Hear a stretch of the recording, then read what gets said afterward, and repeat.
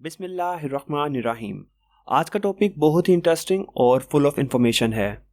Being a मुस्लिम हमें मालूम होना चाहिए कि मरने के बाद हमारे साथ क्या होने वाला है, जैसा कि हमारी जान कैसे निकलती है। क्या कब्र का अजाब सिर्फ रूह पर होता है या जिस्म पर भी होता है? क्या मुर्दे कलाम करते हैं? और बहुत से ऐसे सवालात के जवाबात आपके साथ इसी वीडियो में शेयर किए जाएंगे। आपसे रिक्वेस्ट है कि आपने वीडियो पूरी देखनी है और पसंद आने की सूरत में वीडियो को लाइक भी करना है। चलें शुरू करते हैं आलम बरज़ख से। सवाल है, बरज़ख से मुराद कब्र है या वो ज़माना जो मरने के बाद से क़यामत या हश्र तक है? जवाब है, बरज़ख ना कब्र है ना वो ज़माना, बल्कि वो मकामात जिनमें अरवाह बाद मौत हश्र तक हस्बे मरातब रहती हैं। सवाल है, वो कौन सा वक्त है जब हर शख्स पर इस्लाम की हकानियत वाज़िया हो जाती है? जवाब है, जब ज़िंदगी का वक्त पूरा हो जाता है उस वक्त हज़रत इज़राइल अलैहिस्सलाम रूह को कब्ज़ करने के लिए आते हैं और उस शख्स के दाएं बाएं जहां तक निगाह काम करती है फरिश्ते दिखाई देते हैं। मुसलमान के आसपास रहमत के फरिश्ते होते हैं और काफिर के दाएं बाएं अजाब के। उस वक्त हर शख्स पर इस्लाम की हकानियत आफताब से ज़्यादा रोशन हो जाती है, मगर उस वक्त का ईमान मोतबर नहीं।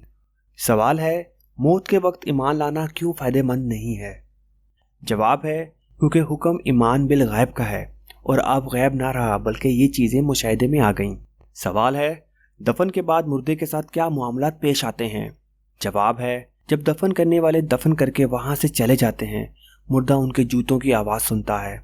उस वक्त उसके पास दो फरिश्ते अपने दांतों से ज़मीन चीरते हुए आते हैं। उनकी शक्लें नहायत डरावनी और हैबतनाक होती हैं। उनके बदन का रंग स्याह और आंखें नीली और देग के बराबर और शोला जन होती हैं और उनके हैबतनाक बाल सर से पांव तक और उनके दांत गाय के सींग बराबर जिनसे ज़मीन चीरते हुए आएंगे। उनमें से एक को मुनकर और दूसरे को नकीर कहते हैं।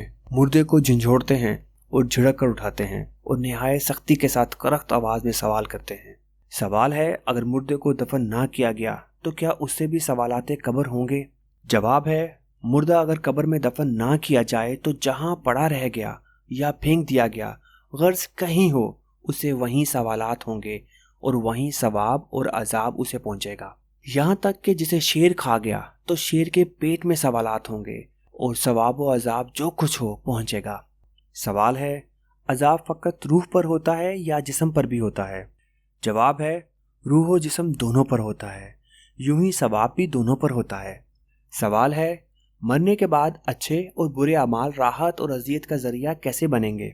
जवाब है, गुनहगारों के अमाल अपने मुनासिब शक्ल पर मुतशक्किल होकर कुत्ता या भेड़िया या किसी और शक्ल के बनकर उनको एज़ा पहुँचाएंगे, यानी कि तकलीफ़ पहुँचाएंगे, और नेकों के अमाल हसना मकबूल और महबूब सूरत पर मुतशक्किल होकर उन्हें उन्स और राहत देंगे। सवाल है, क्या मुर्दा कलाम भी करता है?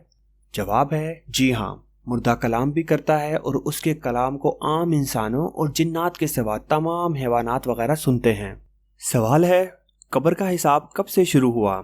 जवाब है, हिसाब कब्र हमारे हजूर हज़रत मोहम्मद सल्लल्लाहु अलैहि वसल्लम के ज़माने से शुरू हुआ।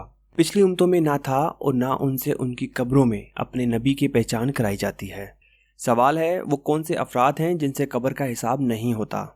जवाब है, जिन लोगों से कब्र का हिसाब नहीं होगा वो ये हैं: नंबर 1 नबी, नंबर 2 सिद्दीक, नंबर 3 शहीद, नंबर 4 जहाद की तैयारी करने वाला, नंबर 5 ताउन में मरने वाला, नंबर 6 ताउन के अलावा किसी और बीमारी में मरने वाला जबकि सब्र करे और सवाब की नियत करे, नंबर 7 छोटे बच्चे, नंबर 8 जुम्मे के दिन या रात में मरने वाला, नंबर 9 हर रात सूरह मुल्क पढ़ने वाला, नंबर 10 मर्ज़ मौत में कुल हु अल्लाह पढ़ने वाला।